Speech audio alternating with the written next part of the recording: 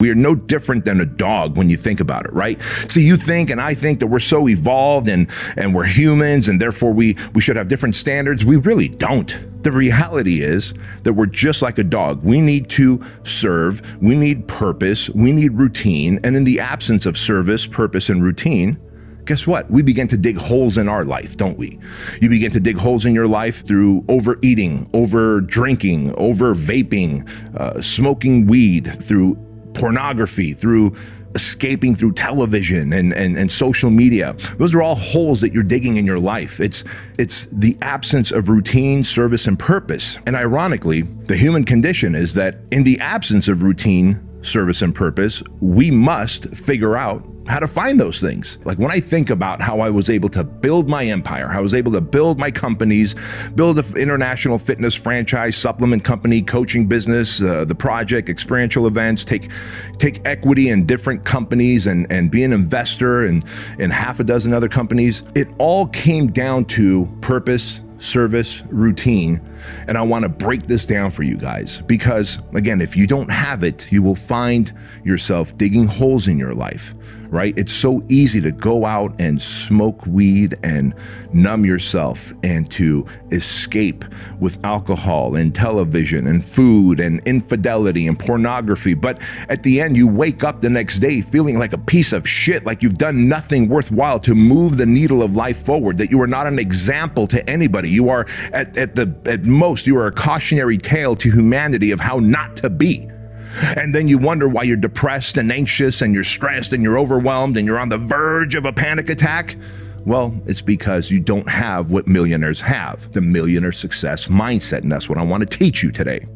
And so understand that purpose is a fundamental core component of successful people. All successful people, people that have fulfillment, that have meaning, that have significance, have purpose. What about you?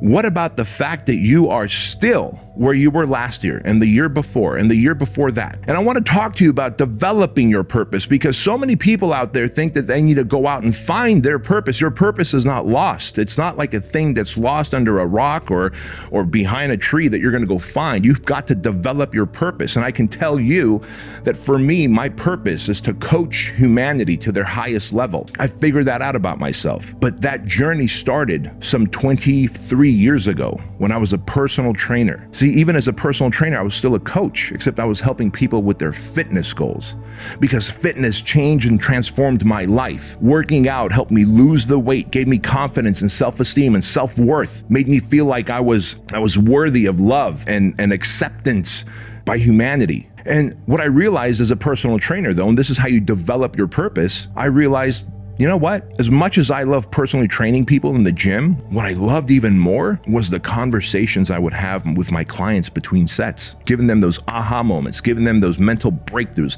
helping them to break belief systems that they had that were limiting them, right? And so I was like, man, I wonder if there's like such thing as, coaching people in their mindset. As it turns out, there was, right? And so today I'm a business coach, I'm a mindset coach, I guess you can say I'm a life coach, I'm a high performance coach, whatever you want to say.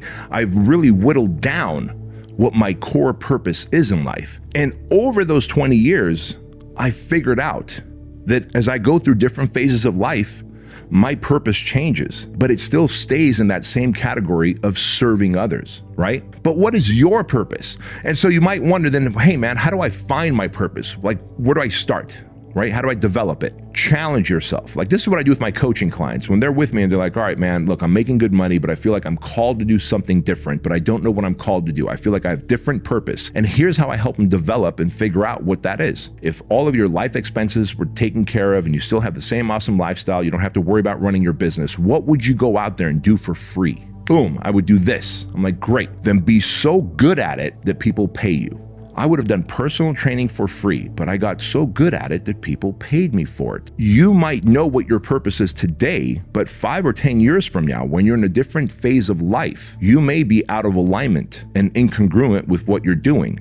You have to once again ask yourself, I'm in a new phase of life. What's going on? What am I feeling? I'm making all this money, yet I'm not happy. Because don't forget, man, you change, you evolve, you grow. It's the human condition, It is okay to have new phases of life. That is the human condition. In fact, I would be worried if you're stuck at the same place the rest of your life. because all of life is growth. If you could figure out what you would do for free because you love it so much, I would challenge you to get so good at it that people pay you, and that is how you develop your purpose. And so once you do that, that's one part of the millionaire mindset. The other part of the millionaire mindset are the 3 R's. And the 3 R's are this. Thing number 1, every millionaire that I know who's successful and who is thriving and who's able to persevere through hard times, every single one of them follow these 3 R's. The first R is resourcefulness. See, oftentimes you're not going to have the resources you need to get where you want, because once you develop your purpose, like, man, this is what I want to do in life. This is who I want to serve. Like, I know that I'm supposed to be a coach, a mentor, but if I don't have the money, which is a resource, then I have to get resourceful, don't I?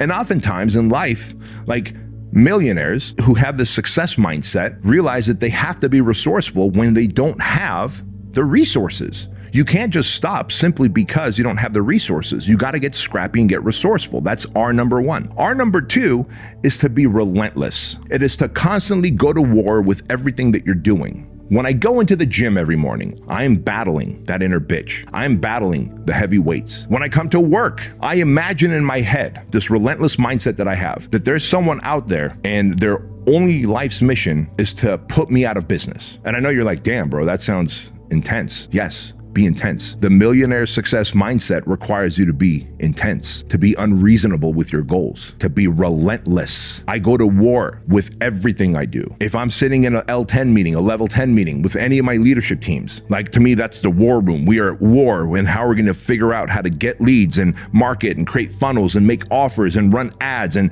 get the lowest cost per click, because I'm at war with the competition at that point. You got to go into everything with the relentless mindset. On date night with the wife, I'm at war with all the other men out there who are taking their wives out on dates, that I'm gonna have the best date night out there with my wife. We're gonna go to the best place. We're gonna have the most fun. We're gonna laugh. We're gonna have a great time. Like, be willing to go to war with everything. Be relentless, right? It's a game. It's a psychological game you play. Because if you're just like ho-hum about everything, then how boring does life get? And the third R is resilience. You've got to be resilient. You're gonna be knocked down on your ass 100 times. In business, in life, you're gonna be knocked down on your ass 100 times. Things are not gonna go your way. You're gonna have a plan, and your plan only looks perfect on paper.